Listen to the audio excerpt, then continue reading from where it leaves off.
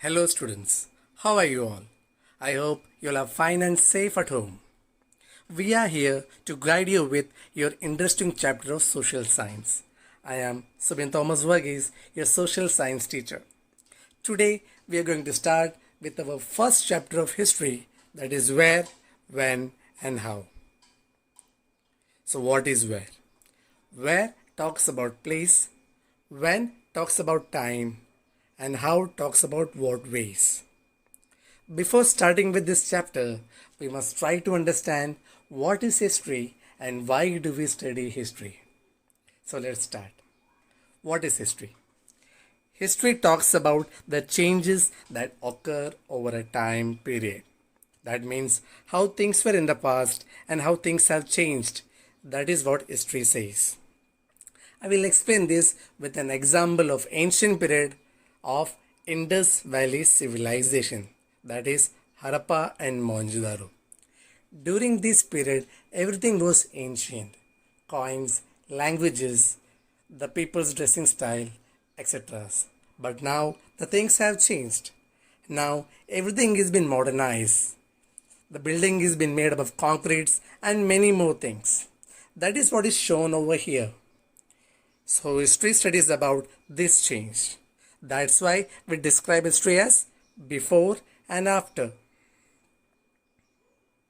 Now we are going to start with our first topic of the chapter, that is time frame.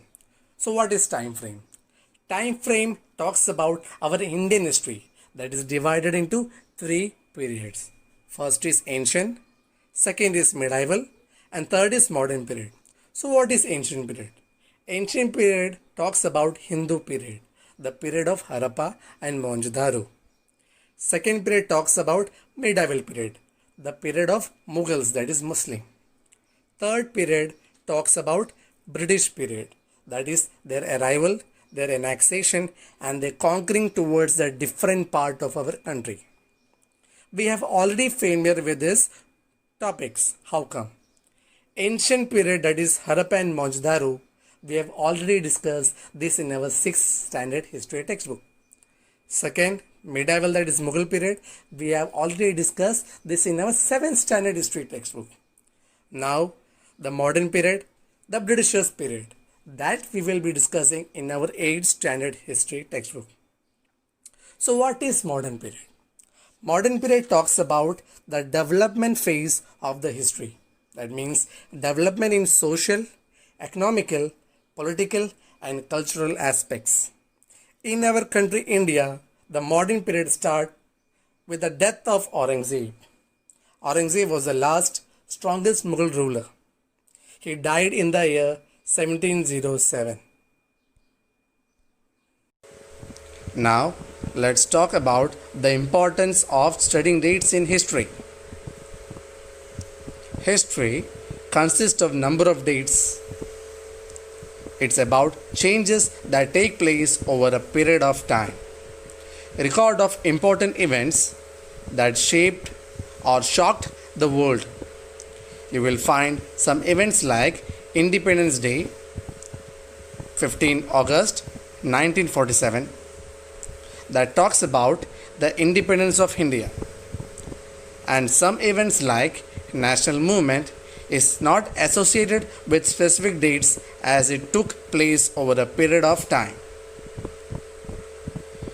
Why do we still associate history with dates? Dates are important when some important events took place on that date. In the ancient time, India was ruled by kings who fought battles and whose actions changed the life of the common people. Thus, dates become to be associated with important events like crowning of a king, the birth of his first child, the battle he fought, his death, and the crowning of the next king. A new set of dates related to our independent movement like the date of Jallianwala Bagh incident, Dandi March, and other such events gained importance in our recent past. History is a subjective study of events that occurred in the past. For example, in the year 1782, when Robert Clive asked James Rennell to produce map of India, he drawn this picture, which suggests that the Indian willingly handed over their ancient text to the British and requested them to protect the Indian culture.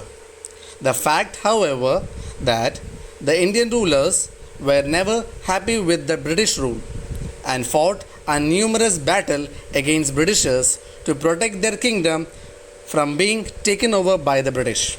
Thus, we see that each historian has a different perspective to an event, and as such, each account of an event is true from that particular person's perspective. According to the British historians, history of the British Raj in India has all about the lives of the different Governor Generals of India. It begins with the first Governor General, Baron Hastings, and ended with the Lord Mountbatten, the last Viceroy of India, 1947, where, as an Indian historian, focused on Indians' development under the British Raj, who wrote about the life of the common people, their livelihood, the food they eat, the clothes they wear, and continues with the changes of the social norms. Indian historian accounts will be very different from the one that are written by British historians. However, both these views on history are correct. To help us shape a story as truth to the truth as possible, we refer multiple records containing different perspectives. As we obtain more information, new dates will gain importance, and the old dates will not longer be important.